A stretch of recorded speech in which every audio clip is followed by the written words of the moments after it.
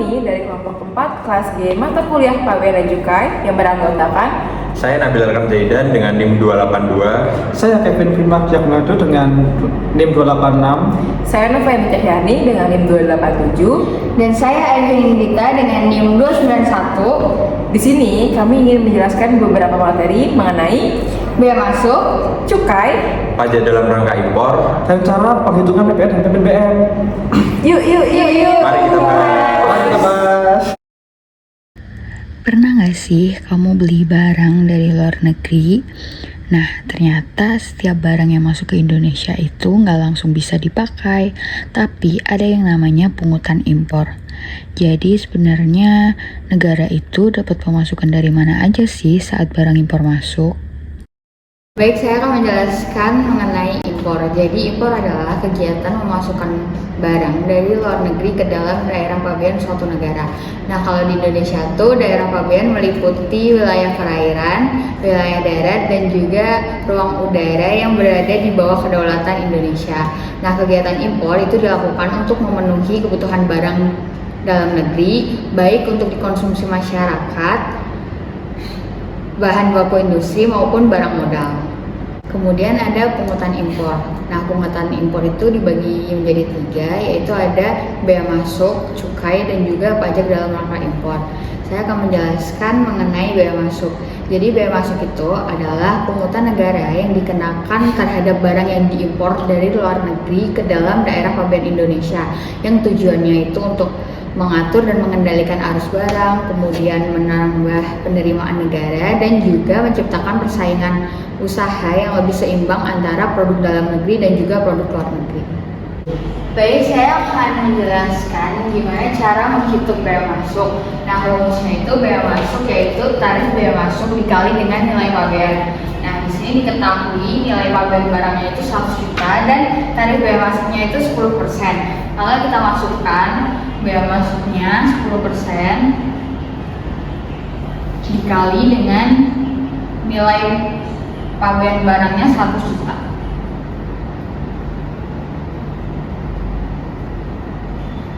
Maka hasilnya ketemu 10 juta. Ya, kita ke materi cukai. Cukai itu apa sih? Cukai itu adalah pungutan terhadap barang-barang tertentu yang mempunyai karakteristik khusus, seperti yang berbahaya bagi kesehatan, berdampak buruk bagi lingkungan, dan yang harus dibatasi penggunaannya. Nah, cukai ini tuh berbeda dengan bea masuk. Kalau bea masuk kan berlaku untuk semua barang impor. Tapi kalau cukai ini tuh berlaku untuk barang kena cukai atau BKC yang telah ditetapkan oleh pemerintah. Selanjutnya di sini ada jenis-jenis barang kena cukai. Ada yang pertama itu ada hasil tembakau. Contohnya ada rokok elektrik, dan tembakau iris. Nah, dasar tarifnya itu dikenakan per batang atau per persentase. Lanjut, ada minuman mengandung etil alkohol. Contohnya ada bir, ada wine, ada whisky. Dihitungnya itu per liter atau per persentase. Dan ada etil alkohol juga, yaitu alkohol murni untuk industri atau farmasi. Selanjutnya ada dasar pengenaan cukai. Nah, pengenaan cukai itu ada 2, yaitu yang pertama tarif ad valorem atau persentase. Jadi tarifnya itu dihitung dari harga jual eceran atau harga yang ditetapkan pemerintah. Lanjut, ada tarif spesifik atau tarif per unit. Jumlahnya tetap persatuan barang, terlepas dari harga aslinya. Oke, selanjutnya di sini saya akan menjelaskan pajak dalam rangka impor. Nah, pajak dalam rangka impor itu terdiri dari 2 komponen. Yang pertama itu PPN impor dan PPh pasal 22 impor. Nah, keduanya itu juga dipungut sama bea cukai pada saat impor sebagai wakil dari DJP. Pertama itu pajak pertambahan nilai atau PPN impor. Nah, PPN impor itu dikenakan atas barang impor dengan tarif umum sebesar 12% yang dikali DPP-nya dulu 11/12 atas nilai impornya itu. Nah, nilai impor itu dihitung dari nilai pabean ditambah bea masuknya. Oke, kemudian yang kedua itu PPh pasal 22 impor. Nah, pajak ini merupakan cicilan PPh badan atau perorangan yang dipungut di muka. Nah, besarnya tarif ini tuh bergantung pada kepemilikan API atau angka pengenal impor. Nah, kalau si wajib pajaknya itu memiliki angka pengenal impor, itu dikenakan tarif 2,5% dari nilai impornya. Nah, tapi jika si WP-nya itu tidak memiliki API, itu dikenakan 7,5% dari nilai impornya. Nah, tapi ada juga barang tertentu yang bisa mencapai 10% untuk barang mewah tertentu lainnya. Selanjutnya ada pembebasan pajak impor. Nah, ada beberapa kondisi tertentu yang dimana importer itu bisa mendapat fasilitas atau keringanan. Yang pertama itu di kawasan berikat. Nah, impor untuk produksi ekspor mendapat penangguhan bea masuk, pembebasan cukai dan PPN. Kemudian di kemudahan impor tujuan ekspor, bahan baku produksi ekspor mendapat restitusi bea masuk dan cukai. Nah, kemudian ada juga mesin dan peralatan industri tertentu yang dapat pembebasan bea masuk. Kemudian untuk kiriman dan hadiah itu juga bisa dapat fasilitas ini, pembebasan atau keringanan ini. Tapi setelah mendapat izin dari Kementerian Keuangan. Oke, kali ini saya akan menjelaskan mengenai perhitungan penentuan tarif impor barang beserta PPN dan PPNBM-nya. Oke, mari langsung saja kita cus ke soalnya. Nah, di sini ada contoh penghitungan pajak dalam rangka impor. Nah, di sini contoh soalnya, sebuah dealer mobil di Indonesia mengimpor sebuah mobil Toyota Land Cruiser 300 dari luar negeri dengan data sebagai berikut. Harga barang atau FOB 85.000 USD, biaya pengiriman 4.000 USD, biaya asuransi 1.000 USD, dan kurs 16.800 per 1 USD. Nah, ini didapat dari KMK. Kemudian tarif biaya masuk 50%, tarif PPN impor 12%, tarif PPNBM impor 40%, dan PPh pasal 22 impor sebesar 2,5%. Nah, kenapa 2,5%? Karena dealer tersebut dia memiliki API, makanya tarifnya 2,5%. Kalau dia nggak punya API, maka tarifnya 7,5%. Kemudian dari soal tadi saya akan menjelaskan bagaimana penentuan tarif impor barang beserta penghitungan PPN dan PPNBM-nya.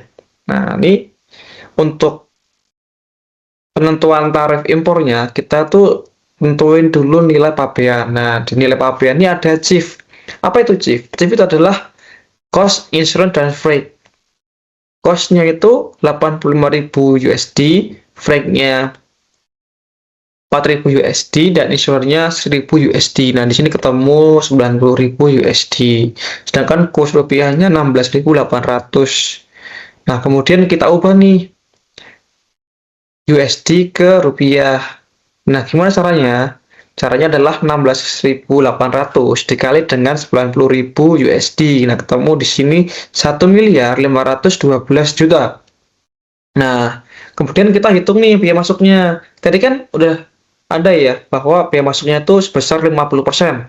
Nah, di sini 1.512 juta itu dikali dengan 50%. Nah, ini ketemunya 756 juta untuk biaya masuknya.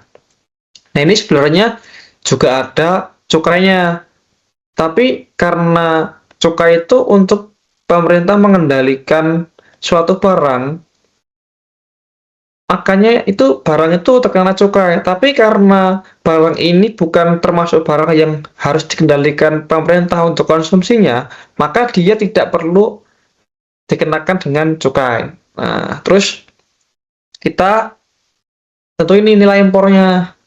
Nah, nilai impor itu sebenarnya jumlah dari nilai pabean, biaya masuk, dan cukai. Tapi karena di sini nggak ada cukai, maka dia nggak usah dimasukin cukainya. Jadi dia dimasukin, yang dimasukin cuma nilai pabean dan biaya masuknya. Di sini ada 1.512 juta ditambah dengan 756 juta. Nah, di sini ketemu 2.268 juta. Nah, kemudian menghitung PPN impor. Nah, di sini kenapa ada 11/12 dikali dengan 2.268 juta.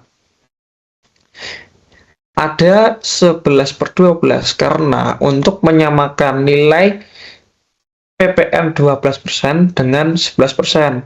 Karena kan aslinya nilai PPN 12% itu sama dengan nilai PPN yang 11%. Makanya agar sama, dia itu dikali 11/12 dulu.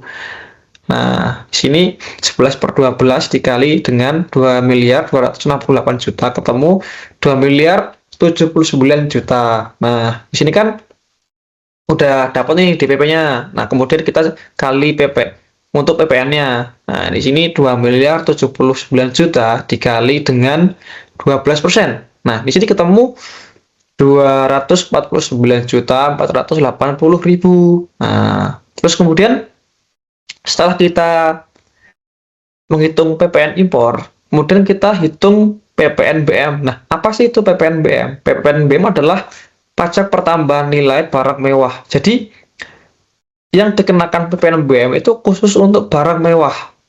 Nah, kalau dia bukan merupakan barang mewah, maka dia nggak perlu dikenakan dengan PPN BM. Nah, seperti itu. Nah, dan PPN BM itu nilai apa namanya? Tarifnya bermacam-macam tergantung barang mewahnya itu apa gitu. Misal kalau barang mewahnya mobil tuh mobil tuh dengan tas dan dengan barang mewah lainnya itu beda-beda. Jadi tergantung dengan barang mewahnya itu apa. Nah, ini karena itu tadi mobil itu dikali dengan 40%. Nah, di sini nilai impor 2.268 juta dikali dengan 40%. Nah, di sini ketemu 907 juta 200.000. Nah, di sini kenapa nggak ada 11/12? Karena kan ini apa namanya? Dia tuh langsung gitu. Jadi DPP-nya tuh ya 2.268 juta ini, nggak kayak yang PPN kan. Karena kan yang PPN tuh kan dia nilainya sama-sama yang 11% kan, makanya dikali dengan 11/12. Tapi karena untuk PPN BM tuh dia langsung segini, jadi dia tuh nggak perlu dikali dengan 11/12%. Nah, terus kemudian kita tentuin nih PPh impornya. Nah, PPh 22 impornya maksudnya. Ya. Terus PPh 22-nya itu 2,5%. Nah, kenapa kok 2,5%? Karena dealer mobil ini dia memiliki API. Apa itu API? API itu adalah angka pengenal impor. Jadi kalau dealernya ini dia punya API, dia cuma terkena 2,5%. Tapi kalau dia nggak punya API, dia terkena 7,5%.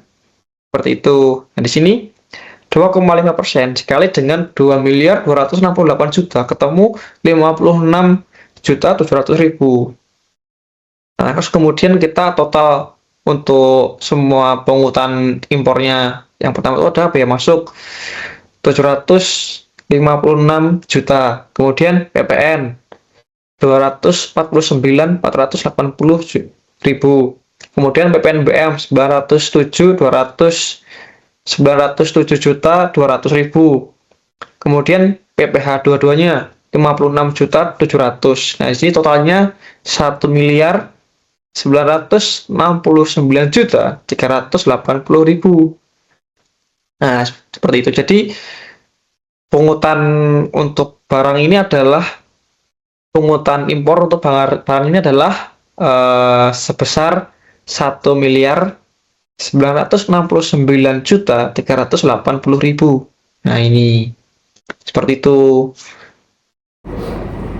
Sekian penjelasan dari kami, semoga bermanfaat dan terima kasih semua.